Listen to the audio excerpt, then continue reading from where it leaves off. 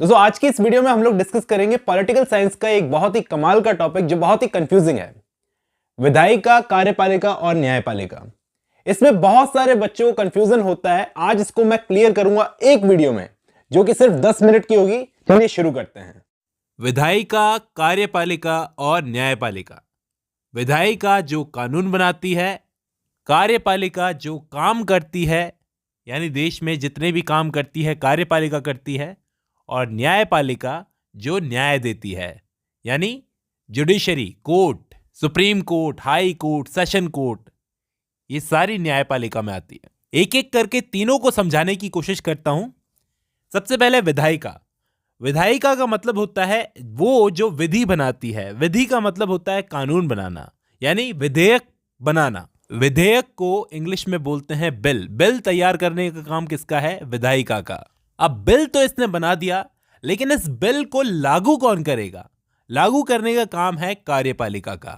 अब लागू तो कर दिया, लेकिन लागू करने में अगर कोई प्रॉब्लम आती है तो उस प्रॉब्लम का सॉल्यूशन कहां मिलेगा? न्यायपालिका के पास में, यानी कोर्ट के पास में। कोर्ट में जाओ और चैलेंज कर दो। ये तीन चीजें हैं हमारे कानून में जिनको बराबर बराबर शक्ति दी गई है, पावर दी गई है, ताकि पावर का मिसयूज ना हो।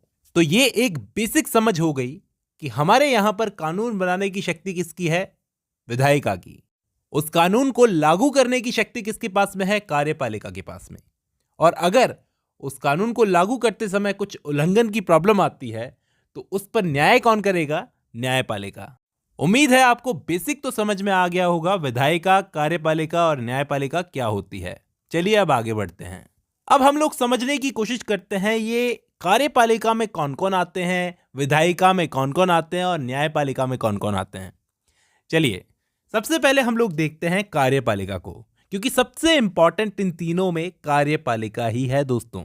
इसको आज के टाइम में जितनी पावर है ना, वो इन तीनों में सबसे ज्यादा है। सबसे ज्यादा पावर किसको है? कार्यपालिका को। कहने को तो पावर को बराबर बराबर बांटा गया है तीनों में, लेकिन सबसे ज्यादा पावर किसके पास में है? कार्यपालिका के पास में। अब देखो दोस्तों, गवर्नमेंट का ढांचा जो है हमारे देश में, सेंटर में जो ढांचा है, यानी कि केंद्र सरकार, जिसमें पीएम आते हैं, राष्ट्रपति आते हैं, वही सेम टू सेम ढांचा उठाकर हमारे देश में जो राज्य हैं वहां पर रखा गया है। तो हम लोग कार्यपालिका जो है वो केंद्र और राज्य दोनों के स्तर पर डिस्कस करते हैं। केंद्र में तो सबसे इंपॉर्टेंट होता है राष्ट्रपति, प्रेसिडेंट हमारे देश का। ना ही सिर्फ केंद्र के स्तर पर, बल्कि पूरे देश में जो सबसे बड़ा हेड जो है कार्यपालिका का, वो राष्ट्रपति ही माना जाता है दोस्तों। फिर राष्ट्रपति के बाद में सबसे इंपॉर्टेंट है उपराष्ट्रपति। फिर आते हैं प्रधानमंत्री, जिनको सबसे ज्यादा पावर है दोस्तों कार्यपालिका में। प्रधानमंत्री को ही, पीएम को ही एक्चुअल हेड कहा जाता है देश की कार्यपालिका का। कारण क्या है? राष्ट्रपति और उपराष्ट्रपति भले ही इनके ऊपर आते हों प्रधानमंत्री के, लेकिन एक्चुअल हेड कौन होता है? पीएम। हम सब जानते हैं कि देश के सारे मामले कौन देखते हैं? पीएम। एक्चुअली हमारे यहां पर राष्ट्रपति को बहुत ज्यादा शक्तियां दी गई है दोस्तों, लेकिन उन शक्तियों का एक्चुअली यूज कौन करता है? प्रधानमंत्री। तो राष्ट्रपति को हमारे देश में नाम मात्र की प्रायोरिटी दी गई है। एक्चुअल में प्रायोरिटी किसके पास में है? प्रधानमंत्री के पास में। अब प्रधानमंत्री की होती है मंत्रिपरिषद। मंत्रिपरिषद का नाम आपने सुना होगा। अब ये तो हो गया ढांचा केंद्र की कार्यपालिका का। अब हम लोग डिस्कस करते हैं राज्य की कार्यपालिका को। अब देखो, राज्यों की कार्यपालिका में भी जैसे केंद्र में राष्ट्रपति होता है हेड, वैसे ही राज्यों की कार्यपालिका में भी एक राज्यपाल होता है। राज्यों का राज्यपाल। जैसे राष्ट्र का राष्ट्रपति, वैसे ही राज्यों का राज्यपाल। राज्यपाल के बाद में आते हैं मुख्यमंत्री। जैसे देश के प्रधानमंत्री, वैसे ही राज्यों के मुख्यमंत्री। जैसे प्रधानमंत्री की मंत्रिपरिषद होती है, वैसे मुख्यमंत्री की भी मंत्रिपरिषद होती है दोस्तों। जैसा कि मैंने कहा था, केंद्र में जैसा ढांचा है कार्यपालिका का, वैसे ही राज्यों में भी कार्यपालिका का वैसा ही सेम टू सेम ढांचा आपको देखने को मिलेगा। राज्यपाल, मुख्यमंत्री और उसकी भी मंत्रिपरिषद। तो दोस्तों, कार्यपालिका आपको समझ में आ गई होगी। कार्यपालिका में कौन कौन होते हैं? केंद्र में तो प्रधानमंत्री, राष्ट्रपति, उपराष्ट्रपति और उसकी मंत्रिपरिषद। वैसे ही राज्यों में राज्यपाल, मुख्यमंत्री और मुख्यमंत्री की मंत्रिपरिषद। ये केंद्र और राज्य की कार्यपालिका में होते हैं। अब हम लोग बढ़ते हैं विधायिका की तरफ। देखो, मैं जानता हूं जहां तक सबसे ज्यादा कंफ्यूजन हमें विधायिका में होती है कि ये विधायिका में कौन कौन आते हैं। अब इसको भी हम दो पार्ट्स में बांटेंगे, एक तो केंद्र की विधायिका और एक राज्य की विधायिका। केंद्र की विधायिका कौन होती है?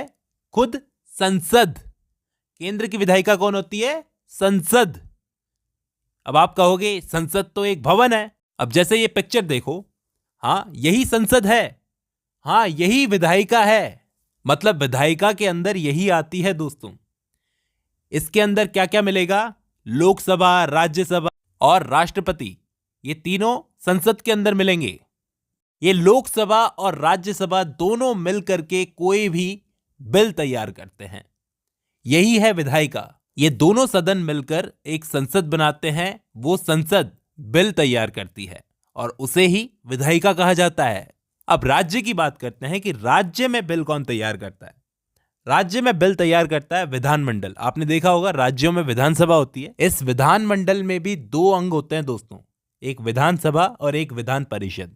विधान परिषद हो ये जरूरी नहीं है, विधान परिषद कुछ ही राज्यों के अंदर है, लेकिन विधानसभा हर राज्य के अंदर है।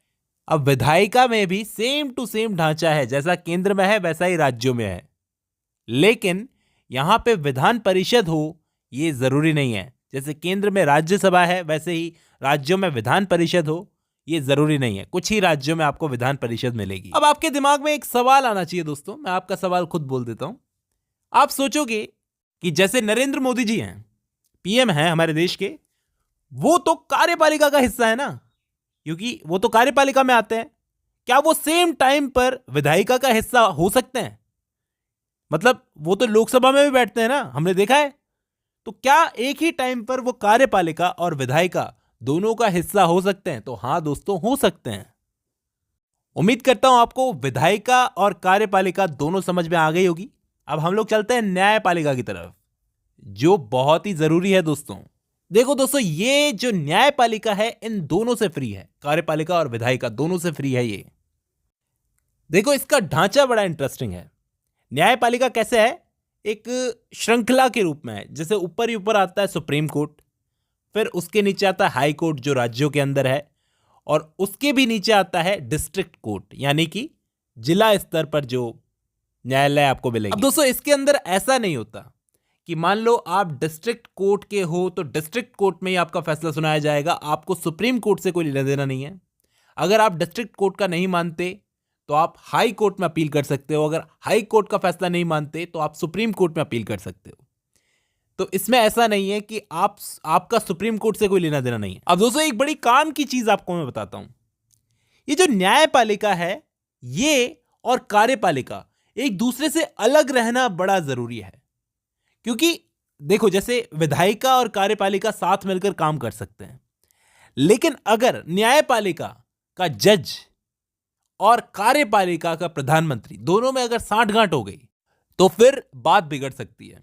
तो इन दोनों का एक दूसरे से अलग रहना बहुत ही जरूरी है, ताकि दोनों एक दूसरे पर दबाव बना के रख सकें। अब दोस्तों मैं उम्मीद करता हूं आपको ये स्ट्रक्चर अच्छे से समझ में आ गया होगा। आज की इस वीडियो में बस इतना ही।